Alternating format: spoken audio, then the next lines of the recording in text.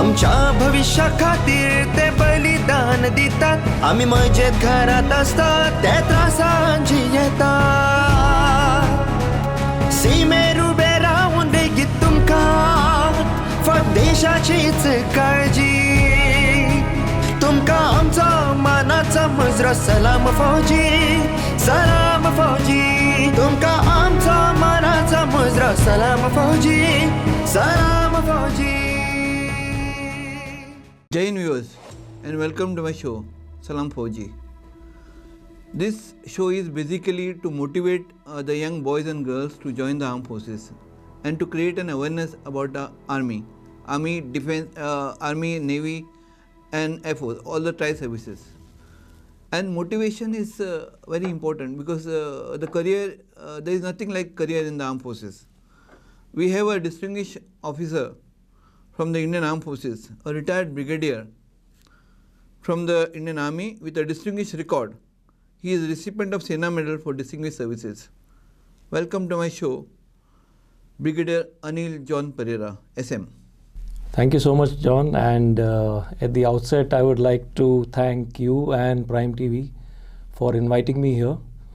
I think you are doing a yeoman service by running this channel to motivate Goan girls and boys to join the armed forces, and it's a service to the nation which you are doing, and I'm happy to be here.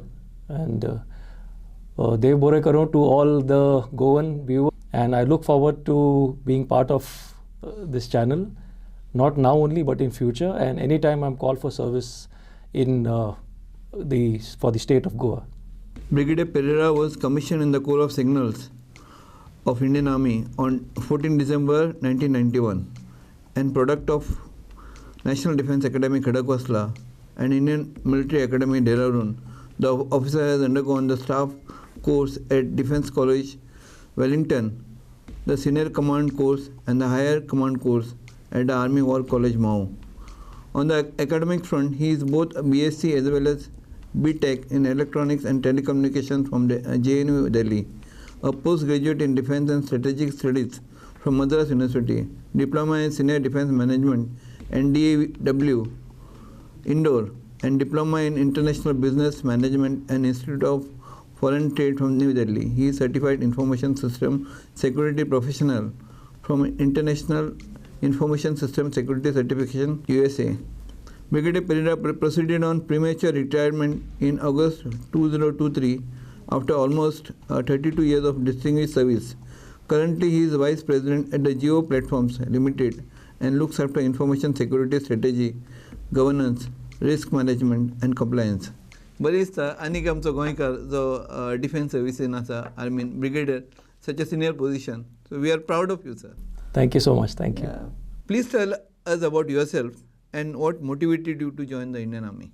Okay, yeah, that's a big question. You know, we don't have time. Otherwise, I've got plenty of stories to tell.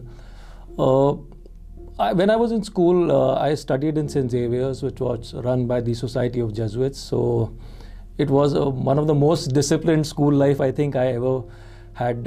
One can, you know, be proud of. Our motto was Esto Vir in Latin. It means be a man. And right from childhood, I was very much pulled towards war stories about uniformed forces. In fact, I remember, I don't know whether that, we used to have those black and white comic books called Commando series. So I had 400 of them, and they were all about World War I, World War II. So this was something which was, I don't know, I felt very comfortable with the idea. And one day in our school, we had one of the NDA cadets who came there. He came in his uniform, we call it the khaki dress. And when I looked at him, I said, I want to be this person. So I think these were the motivating factors for me to join. And this was something which was not, there is nobody in my family from the armed forces. And you know, Goans are, as it is, are very less exposed to the armed forces. So it was the intrigue or the curiosity and the challenge part. And I said, okay. So in our times, the National Defence Academy used to be, the entry scheme was up from the 11th standard onwards. So mine was the last batch. I think I was lucky enough to escape through. I'm not saying in any way that I was not a good student. I was a topper all the time. And sometimes the pressure of studies or doing well got too much. So I thought I'll join the army and perhaps I won't have to study and I've had a good adventurous life. But I was proven wrong, because army is all about studies. It's not what like people think. There's so much of studies we are made to do. So I was fortunate enough to get through in NDA, and in NDA, despite coming from a civilian background, I did very well. Went on to the Indian Military Academy. Then where we are asked to join what arm or service. You must be aware of the viewers, just for the benefit. So the Indian Army has got the combat arms like the infantry, the armored corps. We have supporting arms like the artillery, the engineers, the signals. Yeah, and we also have services, basically the logisticians. So I took a wise choice, and I applied for one armored corps as the arm, I applied for signals as the supporting arm, and I applied for ASC as the services. And I got Three options we have to give. So it's based on the merit, where you stand in a block, and also I got commissioned into the Corps of Signals.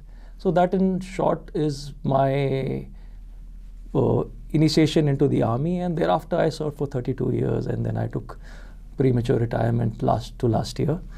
And I'm happy to say that Fauj is like once a Fauji, always a Fauji. Oh, at heart, you're a Fauji.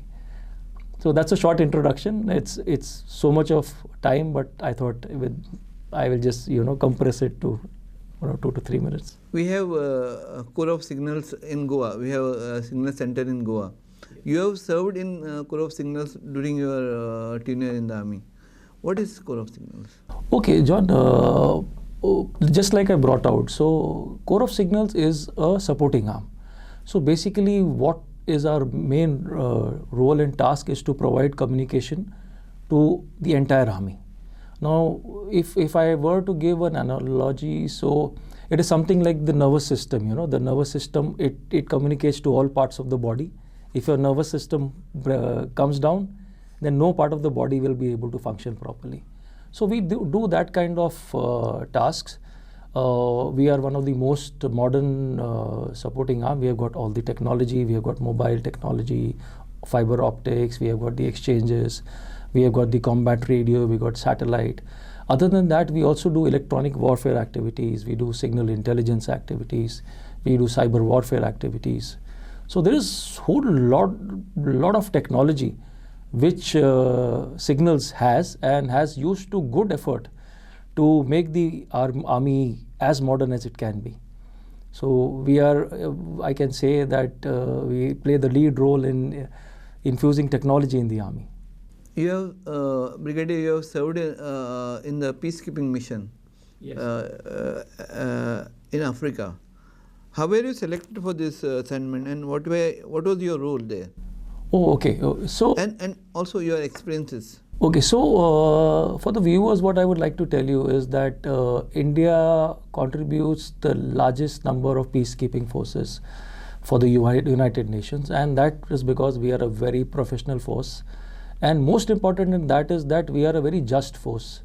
So wherever there is conflict in the world, the conflict parties, they look forward to mediators, and that is where the demand for Indian peacekeeping forces is very high. War is going on in Lebanon today. We have our Indian peacekeepers working there. We had one of our officers also, he lost his life while on duty. And there have been many such instances where the Indian Army has gone and the soldiers have gone beyond the call of duty and sacrificed their life for a world cause. So this mission in Africa was in the erstwhile country called Sudan. It was at one time the largest country in Africa, and they fought for 20 years. And the fighting was bloody, and a lot of millions of people died. There were a lot of refugees who went to the neighboring states of Kenya and Uganda.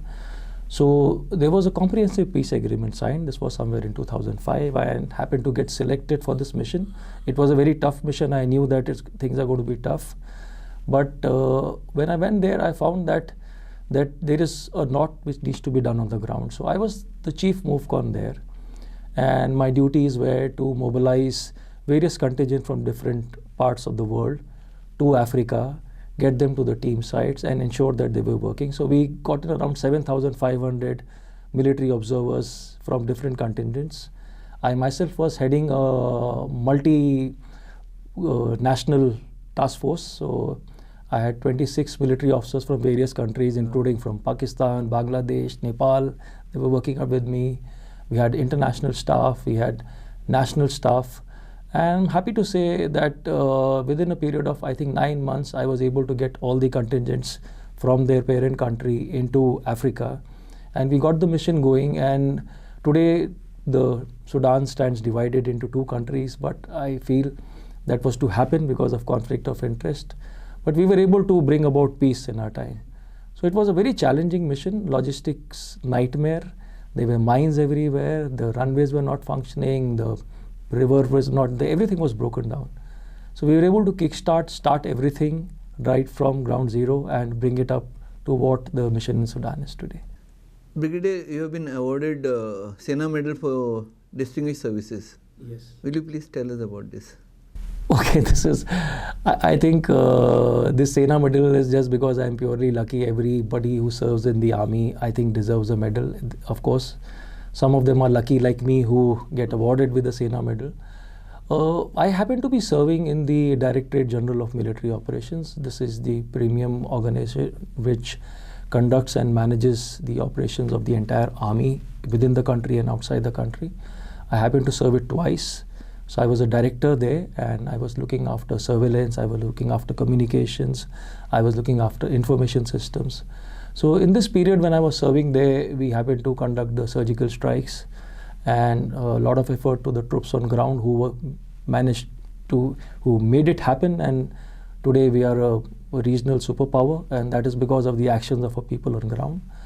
And I think somewhere in there, my little bit of effort was recognized, and I was awarded Sena Medal, which I'm very proud of. But I'm not in any way saying that others were not, they were more deserving people than me, but I think I was that lucky to get Sena Medal. We Goans are also proud of that. Thank you so much. Brigadier, you were a pioneer officer who started 10+2 entry scheme in the Indian Army, which is a very good scheme, I think. Please tell us about this, your views on this scheme. Okay, so I think I take a lot of pride in this 10+2 technical entry scheme. So in the year 2000, the Army decided that we needed some cutting edge in sense of manpower or human resources.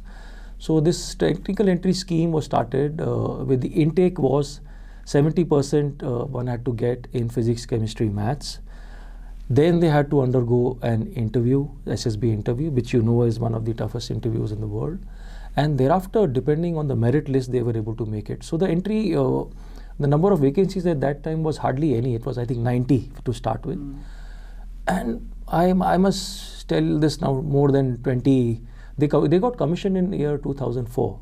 So 20 years have passed, and all of my cadets are commanding today. And I can tell you, this entry is one of the most sought after entry in the army. Everybody wants them because they bring to table not only the bronze but the brains also. I happen to be from the National Defence Academy, so I made it a point that I will keep their standards higher than National Defence Academy. So physically they were doing much more than what the NDA cadets were doing. And today, if we can say 20 years down the line, I think our efforts, or whatever efforts I put in at that time, have paid off. So I would advise our young Goan boys and girls that this is one of the most viable entries. You can look at serving the nation for around 20 years to start with. And in this 20 years, you will be provided all kinds of opportunities for your self-development. Of course, there are other entry schemes which I'm very sure the viewers would be aware of. We have a short service commission, we have regular commission and permanent commission entries through NDA. So the choices, there is a wide choice available. You have university entry schemes. So depending on whatever one feels like, we can opt for that. So maybe for 5 years, 10 years, 20 years, depending how you want your professional development to be. Brigadier, what are the qualities that are required to join the armed forces as an officer? Oh, okay. So I will, okay, you're asking officers. I feel, ultimately officers or men, everything, we all are soldiers. So it just happens, some happen to put on the ranks because of the leadership qualities they bring to the table. Otherwise, all of us are same. We basically, what we look at is esprit de corps. It is like camaraderie, I think. It is that one for all for one. That is something which is very, very important in the army. It is your physical and mental robustness. That is very important. You can be physically good, but if you are mentally weak, then you are not able to take those very important decisions on which lives of your troops depend. Then you also require is discipline. Discipline is very important. You require loyalty, integrity, honesty. I know these values are very hard to come by, but I am happy to say that all those who got selected as officers, I have seen them having these officer-like qualities, and they have proven them time and again. Sorry? OLQs. OLQs, yes, officer-like qualities. And they have proven them in battlefield and otherwise in various areas of conflict. So these are some of the important qualities which we look for in the armed forces, and these are the ones I think which have borne the test of time. And today the armed forces are one of the best in the world because of these qualities which are imbibed within our troops, within our officers, within our men and women. There are a lot of coaching centers for SSB in elsewhere in the country, not in Goa. So Yes. are these coaching centers important to prepare themselves? Yeah, I wouldn't go by the coaching centers because I think they are just businesses trying to make a quick buck and trying to, tutor candidates into giving very stage managed answers and stage managed reactions.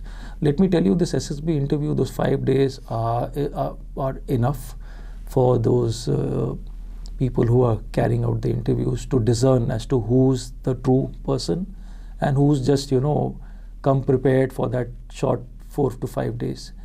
So my advice to all the Goans who aspire to join the armed forces would be, just be yourself, just be yourself.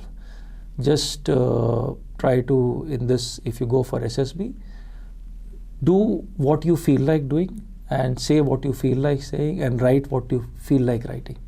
Don't try to be someone else. There cannot be, it's you ultimately. Don't go with a mask. Yes, don't go with the mask. You rightly said. Don't go with the mask because the mask will fall off. And then perhaps if you're destined to join the armed forces, let me tell you, you will join because the passion, the zeal, it's very evident that and it comes out, it comes out in your actions, it comes out in your words. So I feel there is no preparation required. One has to know as to what are the processes. Like there is a psychological test, there is a group tasks, there is an interview. So there are discussions. Yes. So one has to be little aware as to what are the tasks. One is to understand what are the purpose of the task. One is to understand where does one fit in the task, and accordingly act out. See, if you are a selfish person, you look after yourself. But if you're a team person, that is what we are looking in the army, you will first help others and then you will help yourself. So such situation will be created wherein your true character will come out in that 5 days. And that is what one looks at. And let me tell you, even if some percentage of people are able to hoodwink their way through, which I doubt, but the mask will fall soon. So people will come to know, and it will be, later on it will come out that you were not fit for the army. Brigadier, where do the army aspirants search for the vacancies in the army? Okay, so I find there are a lot of sites advising you on this, but my recommendation to all people who are interested in joining the armed forces is go to the official sites of the Army, Navy, Air Force, Coast Guard, BSF. All the details of the vacancies available, what are the QRs you need, educational qualifications you need, what are the physical parameters you need, what are the subjects which will be covered, what is the kind of specialization. All this data is available on the websites, and that is the only thing which one must look at and refer to. Preparation is of course individual. One can reach out to Army or Navy or Armed Forces officers or retired officers just to know as to how the preparation has to be done. How would you motivate young boys and girls from Goa to join the Indian Armed Forces? Okay, so I think one of the biggest things which is that you are doing is that by getting us veterans here to speak on this forum is to motivate them to understand what we all have gone through and how and what we have achieved. I think Goans have done pretty well in the armed forces, going by the numbers which we have. We have also given Chief of Army Staff has been a General Rodrigues has been a Goan. So if more of us join, I think there will be more Goans in the armed forces.